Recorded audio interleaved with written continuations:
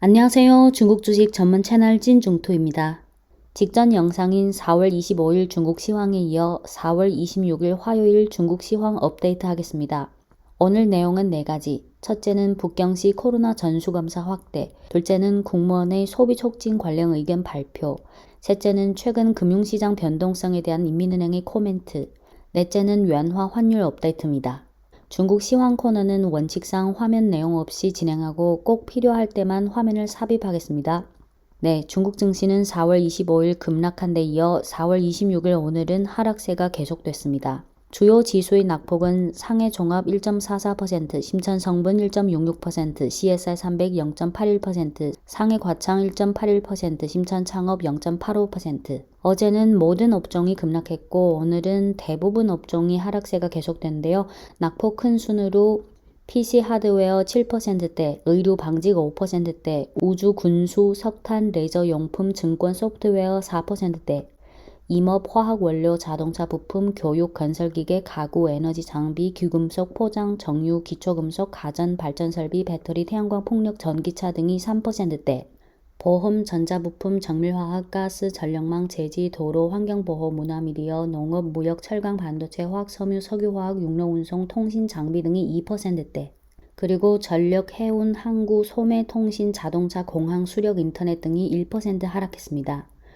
반면 오늘 상승 업종은 소수에 불과했는데요. 상승폭 큰 순으로 일상생활용품 2%대, 외식, 관광, 주류, 건설, 식품 1%대, 그리고 의료, 보건, 건자재, 바이오, 부동산 등 업종은 1% 이내 상승했습니다. 한편 오늘 홍콩 증시는 소폭 상승에 그쳤는데요. 홍콩 항생 0.33% 상승, 홍콩 애취 0.94% 상승, 홍콩 테크 2.87% 상승 마감했습니다. 상승 업종은 소매, 자동차 및 자동차 부품, 소프트웨어, 의료 방직, 의료 보건, 제약, 바이오, 미디어 등이고 하락 업종은 은행, 에너지, 소재, 보험, 통신 등입니다. 네, 지금부터 4가지 내용을 업데이트 하겠습니다.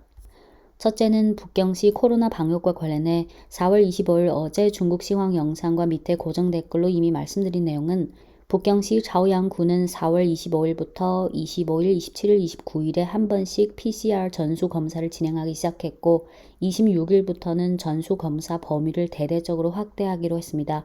북경시에 16개 구가 있는데 4월 26일부터 30일까지东城구, 시城구, 하이디안구, 펑타이구, 시징산구, 방산구, 통저구, 순이구, 창平구, 다신구, 징카이区구 등 11개 구까지 다 3회씩 진행하기로 했습니다. 이번에 상해시 사례를 돌이켜보면 초기부터 시행착오가 많았는데요. 예를 들어 일상생활의 필수적인 음식료 유통까지 일괄적으로 스톱시켜서 초기에 시민들이 먹는 문제가 발생했고 양성이 나온 아파트든 안 나온 아파트든 무조건 매일 전수검사를 진행해서 과잉 검사를 한 것.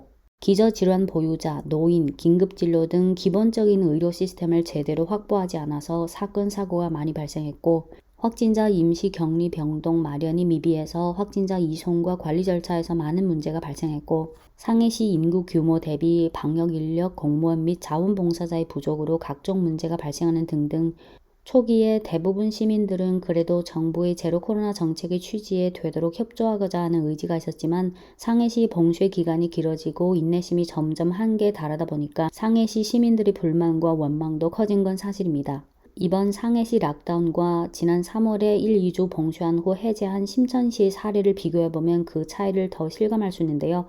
심천시는 봉쇄 기간 동안 필수 소비 음식료 유통 배달을 그대로 잘 유지했고, 즉 필수 소비는 정부가 아니라 시장에 맡기고 정부는 그 여러 가지 상황을 확보해주는 역할을 했습니다. 중국어에 前车之鉴, 전차 지감이라는 사자성어가 있는데요. 앞수레가 뒤집히는 것을 보고 뒷수레가 교훈으로 삼는다. 즉 앞사람의 실패를 보고 교훈으로 삼는다는 뜻인데 상해시 경험을 보면 중앙정부의 제로 코로나 정책의 원칙하에 실행하는 데 있어서 극단적으로 획일적인 방식, 교조주의, 경험주의적인 오류를 범해서 큰 대가를 치렀고 지금 중국 국내뿐만 아니라 전 세계가 보고 있기 때문에 북경시는 방역 방식, 검사 빈도, 일상생활 확보 등 면에서 보다 합리적으로 진행해야 할 것입니다. 물론 오미크론이 무증상자가 많다는 점을 감안하면서 지금 상해시 상황뿐만 아니라 당분간은 북경시 상황도 잘 지켜봐야 합니다. 이어서 두 번째 내용은 국무원이 발표한 소비 촉진 관련 의견입니다. 4월 25일 저녁 국무원에서 소비 잠재력 보다 발휘, 소비의 지속적 회복 보다 촉진에 관한 의견을 발표했습니다. 의견에서는 5개 방면 총 20개 조항이 포함되어 있는데요. 예를 들어 코로나 영향을 많이 받은 곤란 업종에 대한 지원 강도 강화, 금리 인하 추진과 비용 감축, 금융 시스템이 실물 경제 분야에 이익을 양보하는 등 내용이 있고, 기본 소비품 공급 보장, 가격 안정화, 그리고 면세점 정책 개선, 보장성 주택 공급 확대, 전기차 산업 발전 가속화 등 다양한 내용들이 포함되어 있습니다. 3월 들어 정부가 중형, 소형, 미형 기업과 자영업자 대상 부가가치세 환급 정책, 코로나 곤란업종 추가 지원책 등 경기 안정화 정책을 내세웠고, 그 연장선으로 방금 말씀드린 4월 25일에 소비 촉진 관련 의견이 나온 겁니다. 25일 어제는 중국 증시종 모든 업종이 하락했지만 26일 오늘은 지수는 여전히 하락한 가운데 일상용품, 외식관광, 주류, 음식료 등 소비 관련 업종이 상승한 것은 이 정책의 발표와 관련된 것으로 보입니다. 정부에서 이런 정책을 내세운 건 좋지만 현실적으로 작년에 비해 올 들어 특히 3월 들어 일부 지역 위주로 인적 이동이 많이 떨어진 상황에서 이런 소비 촉진 조치들이 나온다 하더라도 실제 효과를 발휘하기까지는 많은 시간이 걸릴 것이라서 기대치를 높게 가질 필요는 없다고 봅니다. 네, 세 번째 내용은 4월 26일 개장 전에 최근 금융시장 변동성에 대한 인민은행 관계자의 인터뷰 내용이 나왔는데요. 내용을 번역하겠습니다. 질문, 최근 중국 금융시장의 변동에 대해 어떻게 평가하는가? 이하 인민은행 측의 답변을 직역하겠습니다. 최근 중국 금융시장이 일정한 변동이 나타난 것에 주목하고 있다. 이는 주로 투자자 컨센서스와 투자 심리의 영향을 받은 것이다. 지금 중국 경제는 펀더멘털이 양호하고 경제의 내생적 성장 잠재력이 거대하며 금융 리스크 방지와 해소에 있어서 실질적인 진전을 얻었다. 금융 시스템은 당 중앙과 국무원의 결정과 배치를 구체화하고 코로나 방역과 경제 사회 발전을 통합 관리하고 원활한 물류를 지원하고 밸류체인과 공급망의 안전을 촉진해 코로나가 경제 사회 발전에 미치는 영향을 최대한으로 감소한다. 시장화, 법치화, 국제화 방침에 따라 대형 플랫폼 기업의 정돈 작업을 되도록 빨리 완성해 플랫폼 경제의 건강한 발전을 촉진한다.